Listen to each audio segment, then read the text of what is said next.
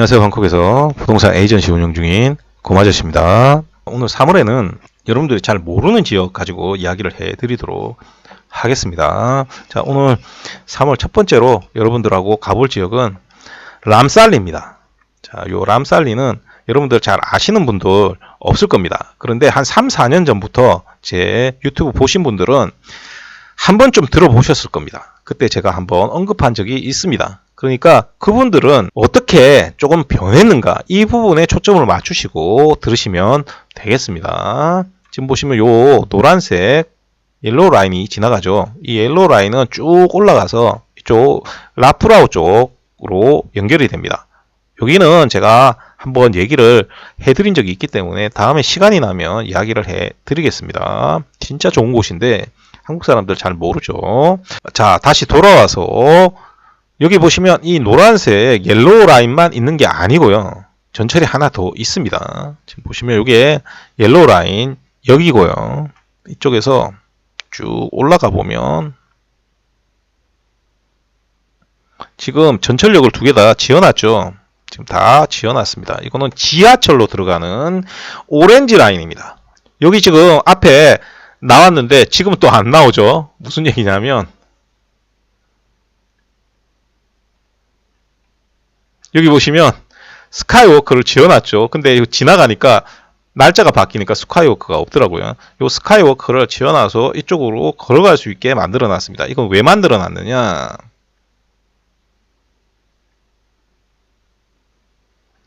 이쪽에 바로 보면 로타스 있고요. 쇼핑몰 있고요. 그 다음에 마크로 있죠. 그 다음에 재래시장도 있습니다. 그래서 이쪽에 인프라가 갖춰져 있기 때문에 이쪽으로 걸어갈 수 있게 만들어 놓은 겁니다. 이게 전철역이 한 구간 정도 되기 때문에 이렇게 걸어갈 수 있게 만들어 놓은 겁니다. 그리고 이쪽을 보면 콘도가 들어갈 수 있는 공간이 없죠. 그리고 당연히 이렇게 더블 역세권이 있는 이쪽에 콘도가 주로 들어가는 게 투자성적으로 좋겠죠. 그래서 실제로 이쪽에 여러 해 동안 콘도들이 많이 지어졌습니다. 그리고 외국인들도 정말 많이 샀습니다. 한국 사람들만 잘 모르지. 특히 중국 사람들이 많이 샀고요. 그 다음에 또 동남아에 있는 다른 국가 사람들이 이쪽 지역에 콘도를 많이 샀습니다. 자, 그리고 요 오렌지 라인은 제가 설명을 조금 드리면 요거는 이 옐로우 라인보다는 훨씬 더 파괴력이 있을 수 있습니다. 왜 그러냐면 이쪽으로도 쭉 계속 연결되고요. 요 안쪽으로 들어와서 지금 보시면 여기가 컬처센터역이죠. 요 컬처센터 역 옆에 보시면 이렇게 주차장하고 타워도 다 지어놨고요. 여기 보시면 역사도 다 지어놨습니다. 여기 보시면 이미 역사가 다 지어졌죠. 이게 11월 사진이니까 이미 역사가 다 지어진 겁니다. 자, 그리고 팔랑까오 역세권하고 딱 한 구간 차이죠. 그래서 요 사이에 있는 회사들 가기에는 제격입니다. 그래서 여기 보시면 증권거래소 주변에 있는데 가기에는 여기가 더 가깝습니다. 그리고 이걸로 끝나는 게 아니죠. 요 전철은 연결이 됩니다. 연결이 돼서 어느 쪽으로 지나가냐면 이쪽에 보시면 라차테위 있습니다. 요 라차테위 쪽으로 해서 지나가게 됩니다. 그러면 라차테위역은 시암하고 한 구간밖에 차이가 나지 않죠. 자, 그런데 지금 현재 이 공사는 시작됐습니다. 그래서 요 공사 구간들 때문에 이쪽으로 차가 굉장히 많이 막히는 상황입니다. 그래서 이 오렌지 라인이 굉장히 파괴력이 있을 수 있다는 겁니다. 그리고 잘 보시면 이쪽으로 관공서가 좀 있고요. 올라가다 보면 전부 다 무반촌하고 연결이 됩니다. 이 민부리 쪽하고 연결이 쭉 다 되죠. 자, 그 다음에 또 있는데 여기에 쭉 내려오다 보면 콘도가 많이 지어진 쪽은 어디냐면 여기입니다. 여기. 지금 보시면 여기 있죠. 도로가 만나는 지점, 여기에 콘도가 많이 지어져 있습니다. 문제는 이 콘도들은 이 역에 완성하고 별 관계없이 지어진 콘도들이라는 겁니다. 그러다 보니까 요 매트리스 정도를 빼놓고는 전부 다 연식이 오래됐습니다. 그러니까 투자적 가치가 없죠. 그러다 보니까 요 주변에 새로 콘도가 생기면 여기도 괜찮을 수 있습니다. 그런데 이쪽에 콘도가 생긴다는 소리가 별로 없죠. 자, 대신에 이 안쪽으로는 콘도들이 많이 생기고 있습니다. 그 중에서도 더블 역세권이 있는 이 지역이 제일 좋겠죠.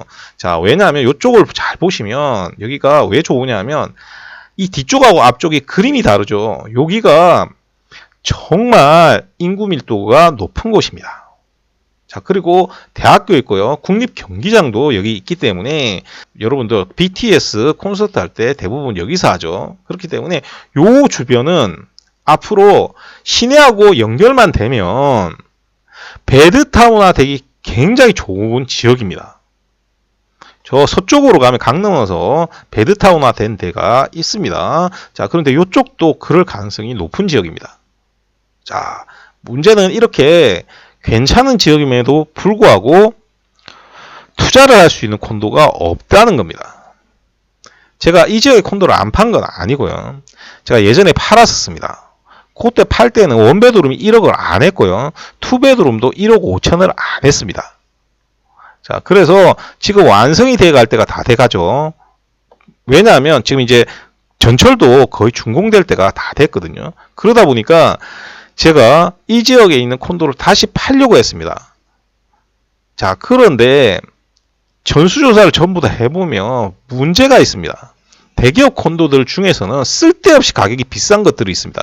그렇게 되면 이 지역에 살아야 할 이유가 없는 겁니다. 두 번째로 가격은 괜찮습니다. 그런데 외국인 커트하고 태국인 커트 가격이 너무 많이 벌어진 경우가 많습니다. 많은 게 아니고 그냥 답니다. 왜 그러냐? 이게 팬데믹 기간 전에 분양을 한 것들이 대부분입니다. 그러면 무슨 상황이 생겼냐? 팬데믹 때문에 건설 기간이 좀 늘어났고요. 이건 전철공사도 마찬가지인 겁니다. 그러다 보니까 시간이 많이 늘어났지 않습니까? 그동안 가격이 지속적으로 올랐습니다. 자, 그런데 가격이 오른 건 크게 문제가 안 됩니다. 그만큼 물가도 올랐고 당연히 준공될 때는 분양했을 때보다 가격이 올라 있어야 좋은 거라고 말씀드렸습니다. 자, 그런데 결정적인 문제는 뭐냐? 제가 이 얘기하면 좀 오해하는 분들 계신데 실제가 그렇습니다. 무슨 얘기냐면 가격이 낮은 콘도 사시는 분들이 콘도를 더 많이 보려고 합니다. 거의 완성품을 사려고 하는 경향이 굉장히 심합니다. 오히려 20억 넘어가는 고가 콘도 사시는 분들이 오히려 볼 콘도들이 더 많습니다. 그럼에도 불구하고 오히려 안 보려고 합니다. 딱 중요한 거 한두 개만 보고요. 안 보려고 합니다. 이게 태국 사람들도 마찬가지라서 저가 지역으로 갈수록 다 완성되고 좀 활성화되면 그때 살려고 합니다. 그래서 그 기간이 좀 많이 늘어나게 돼요. 그러면 무슨 상황이 생기냐? 외국인은 이미 많이 샀다라고 했지 않습니까? 그럼 외국인 커터는 지속적으로 계속 가격이 올라가죠. 태국인 커터는 그 가격을 못 따라가는 겁니다. 그래서 외국인 커터하고 태국인 커터 가격이 확 늘어나는 겁니다. 실제로 제가 이 지역에서 콘도를 하나를 팔려고 했었습니다. 그래서 가격을 받았습니다. 왜냐하면 그쪽에서 알려준 그 간극이 얼마 안 됐기 때문에 제가 팔려고 한 겁니다. 그런데 전부 전수조사를 해보니까 가격 차가 2배 이상 납니다. 알려준 것보다 2배 이상이 나는 겁니다. 이건 판매하는 애도 몰랐습니다. 그래서 제가 최근에 한번 갈 일이 있어서 가서 그 직원하고 얘기를 했습니다. 요즘은 어떻습니까? 가격 조정 좀 됐습니까? 라고 물어봤더니 그 직원이 저한테 저희 콘도 팔지 마세요. 차이가 너무 많이 납니다. 이렇게 말하는 겁니다. 자, 그런데 여러분들 잘 아셔야 될 게 제가 이 얘기를 안 하고 앞에 얘기, 이 지역이 좋은 점만 싹 얘기하고 이 지역에 투베드룸 콘도 사는데 2억이 안 됩니다 라고 여러분들한테 얘기했다고 합시다. 그러면 살 사람이 있겠죠. 바로 이겁니다. 여러분들 이거 잘 생각해야 돼요. 그러니까 제가 블로그나 유튜브에서 이렇게 하면 안 된다라고 하는 건 제발 하지 않으시는 게 좋습니다. 그리고 한 가지 더, 이걸 제가 3년 전, 4년 전에는 싸게 팔았다고 했지 않습니까? 자, 그러면 앞으로 이 지역에 아니라 다른 지역 중에서 앞으로 3, 4년 후에 유망한 지역이 있을 수 있지 않습니까? 그 지역에 분양을 하고 있는 콘도가 있을 수 있습니다. 그러면 제가 여러분들에게 이 지역의 콘도가 싸다라고 앞으로 잘 될 거라고 해서 사라라고 하지 않습니까? 대부분 살 수 있는 분이 별로 없습니다. 왜? 본인이 모르기 때문에. 그런데 이 지역을 제가 팔 때 직접 사신다는 분한테는 절대 안 팔았습니다. 여기는 무조건 임대 투자만 팔았습니다. 그러면 새로 이렇게 앞으로 좋아질 지역이 있다라고 하면 그 지역은 제가 당연히 임대 투자용으로만 판매를 할 겁니다. 그러면 제가 여러분들한테 이런 콘도가 있습니다라고 했지 않습니까? 그러면 어떤 얘기 하냐 하면 자기가 잘 모르는 지역이라서 안 한다라는 얘기를 합니다. 임대 투자하는데 본인이 아는 지역이 왜 상관이 있는 겁니까? 여러분들이 계속 요 좁은 지역에서 콘도를 찾으니까 당연히 4억이라도 지금 투자할 데가 없는 거예요. 여러분들이 맨날 요 지역에 찾으니까 3억 들고 통로 찾는 겁니다.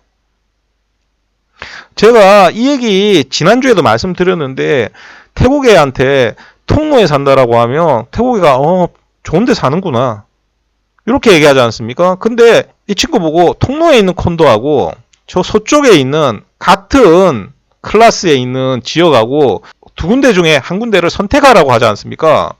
그래서 자기가 직접 투자를 해야 된다라고 얘기를 하면 당연히 통로 선택한 확률이 훅 떨어집니다. 오히려 서쪽에 투자할 확률이 훨씬 높아요. 여러분들이 굉장히 잘못 알고 있는 게 많습니다. 이걸 누가 이런 정보들을 흘리는지 이해를 못 하겠습니다. 그래서 제가 상담을 하다 보면 깜짝깜짝 놀랍니다. 그러니까 제발 이 안에서 좁은 데서 뭘 찾지 마세요. 그러니까 투자를 하기 힘들고 돈에 끼워 맞춰서 내가 아는 데만 투자를 하다 보니까 그래서 문제가 생기고 정말 필요하게 알아야 될 것들을 모르고 투자를 하게 되는 겁니다. 여기뿐만이 아니죠. 더 좋은 지역들도 있습니다. 그런데 그 지역에 가서 여러분들 살아라고 하면 여기는 정말 모르는데 맨날 로케이션 얘기하면서 로케이션 어마어마하게 좋거든요.